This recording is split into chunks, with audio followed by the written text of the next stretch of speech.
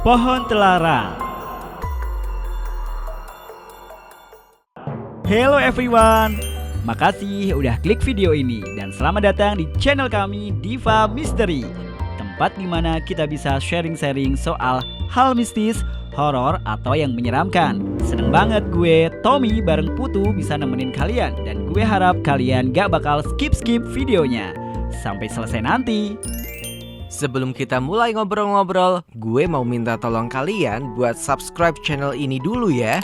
Dan jangan lupa tekan tombol loncengnya, biar kalian gak sampai ketinggalan video-video terupdate dari kita. Hari ini gue sama Putu bakal bahas hal-hal mistis yang dipercaya banget dari zaman dulu. Dan sampai sekarang kepercayaan itu juga masih ada. Hal mistis apa itu, Put? Pohon terlarang. Selama ini di Indonesia emang banyak banget kepercayaan. Ada beberapa pohon yang gak boleh ditanam di depan rumah. Misalnya aja kayak pohon pisang, pohon beringin, pohon sawo, dan masih banyak lagi. Sebelumnya kami juga ada email yang masuk yang request buat ngebahas pohon terlarang.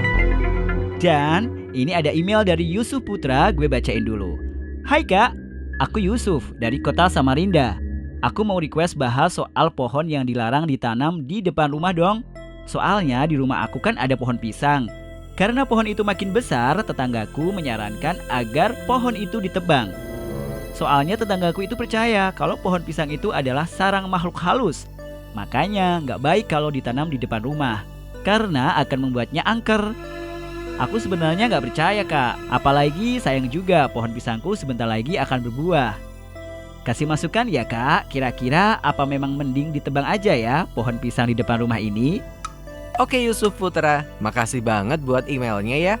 Meski kita sebenarnya bukan orang yang paham soal hal-hal mistis dan mitos kayak gitu ya, tapi kita bahas bareng-bareng aja. Banyak orang yang percaya kalau pohon adalah rumah bagi para makhluk gaib. Misalnya aja genderuwo yang konon tinggalnya di pohon beringin. Terus ada yang bilang kalau pocong demen ngumpet di antara pohon-pohon pisang. Gue sendiri juga pernah baca pengalaman horor di blog orang nih. Jadi ini pengalaman dia yang lihat penampakan di antara pohon pisang yang ada di depan rumah. Cerita ini dialami sama seseorang yang sebut saja namanya Budi.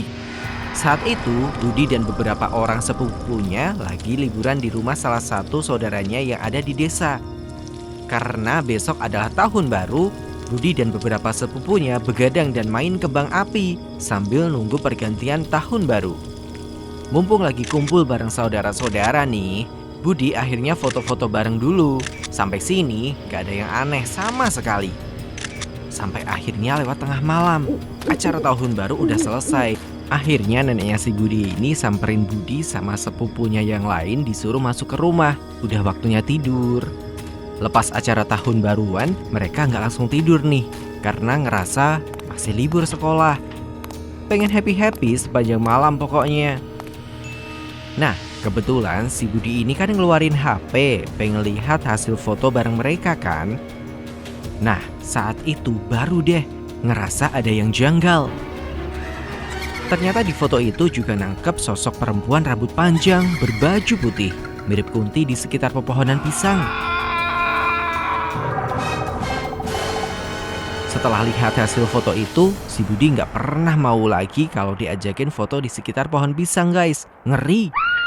Pengalamannya emang ngeri sih, tapi menurut gue bukan salah pohon pisangnya juga. Iya, emang bukan salah pohon pisangnya.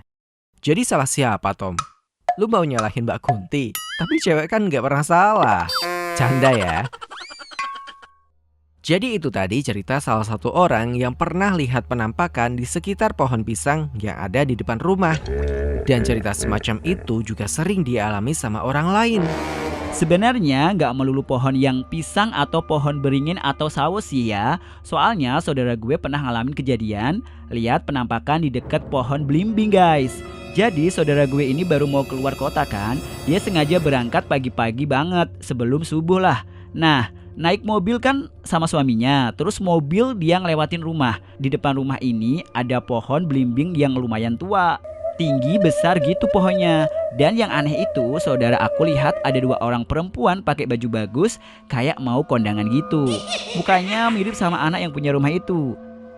Disapa sama saudara gue, tapi 2 orang anak ini diem aja, nggak nyahut. Saudara gue heran dong, kok tumben gitu diem aja. Lagian pagi buta udah rapi, mau pada kemana sih? Penasaran kan? Akhirnya beberapa hari kemudian pas saudara gue balik dari luar kota, ketemulah dia sama anak tetangganya itu, 2 orang perempuan yang dilihat berdiri di dekat pohon pas pagi buta beberapa hari lalu.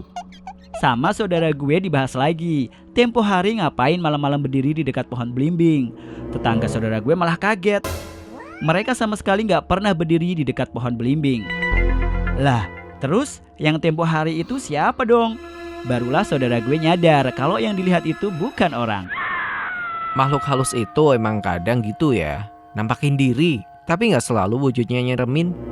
Iya, tetap aja ngeri kalau ngalamin sendiri ya kan? Iyalah, takut. Soal pohon telarang ya guys, menurut gue itu mitos. Yang bilang pohon pisang di depan rumah jadi sarang pocong atau kuntilanak, emangnya sarangnya cuma di situ? Enggak kan? Namanya makhluk gaib itu sama kayak manusia. Mereka ada di mana-mana. Ada di sekolah, ada di pasar, ada di rumah. Jadi buat... siapa tadi yang ngirim email soal pohon pisang? Yusuf Putra. Iya, Yusuf Putra. Yang tanya soal pohon pisang di depan rumah, menurut gue kalau lo nggak pengen potong pohonnya ya nggak usah dipotong. Sayang juga kan, katanya bentar lagi berbuah. Betul banget nih. Dan lagi mitos itu bukan sesuatu yang pasti ya. Soalnya gue sendiri ingat, dulu pas kecil bokap gue pernah nanam pohon pisang di depan rumah. Dan selama itu nggak pernah ada sesuatu yang aneh. Kayaknya emang tergantung makhluk halusnya ya, mau nampakin diri di mana. Nah, bisa jadi.